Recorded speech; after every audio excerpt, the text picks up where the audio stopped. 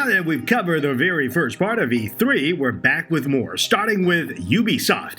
If you haven't already played Watch Dogs 1 and 2, you better finish up playing those games as Ubisoft just announced its third sequel, Watch Dogs Legion.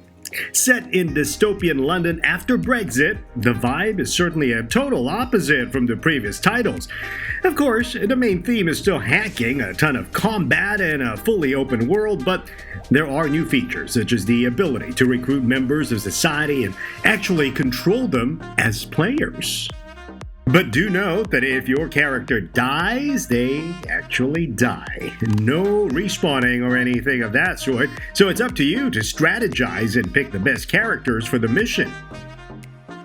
We've seen the initial trailer and even a little bit of gameplay, but here's more of what to expect from the Ghost Recon Breakpoint. The star of the show, John Bernthal, plays a Punisher, and in the trailer shows him giving a speech to his fellow mercenaries. He then appears on stage with a cute little sidekick, a gray and white pit bull. There's not much more except glimpses of new weapons and perhaps a story, but the game promises a new feature called AI Teammates, along with a community tool called Delta Company.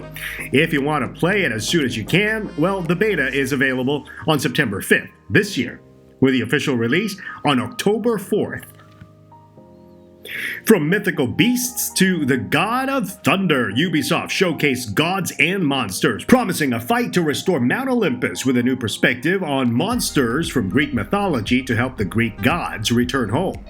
You will travel the world as Phoenix, the main hero of the story, and fight against monsters, gain new powers as you go along, also that you can restore the balance, crawling through dungeons, completing quests, and a little bit of Greek mythology sums up the recipe for this game. If that piques your interest, well, you can restore Mount Olympus to its former glory on February 25th, 2020.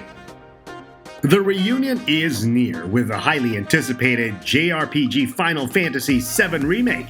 The totally revamped game will feature a completely new dynamic battle system, seems to have taken a little from Crisis Core and Final Fantasy XV. Apart from real-time combat, you can also activate tactical mode, where time slows to a crawl, simulating a classic turn-based system, allowing you to strategize the use of abilities like Cloud's cross-slash. Well, this kind of hybrid gameplay is certainly the first of its kind. Although we've yet to see gameplay beyond Midgar, we got the first look at Tifa and Sephiroth, but Square Enix is saying that they have way more content than they've shown so far. The spectacular reimagining of one of the most visionary games ever will be available from March 3rd, 2020 for the PlayStation 4, but you can pre-order a digital copy through the PlayStation Store right now. Though 7 is the main highlight, Square Enix did also show some love for another great title, Final Fantasy VIII. The game will be getting a remaster and it will make its way to the PS4, Xbox One, Switch, and Steam later this year. Love the music from your final fight with Sephiroth? Or perhaps a moment of tranquility in the Plains of 14? Well, Final Fantasy music is now streaming, and Square Enix has made the original soundtrack album for just about every mainline Final Fantasy game available for your listening pleasure. You can find the soundtracks on Apple Music or Spotify worldwide. If you still can't get over Tony Stark's departure, well, fret not, as Square Enix finally unveiled their new project, Avengers. The cinematic trailer features Iron Man, Thor, Captain America, the Hulk, and Black Widow facing off against a new threat in San Francisco. Following the events in San Francisco dubbed A-Day, the Avengers were outlawed and pinned as villains. In the face of such adversity, they must work together to restore their good name as heroes. So ready up your shield and assemble the Avengers on May 15th, 2020.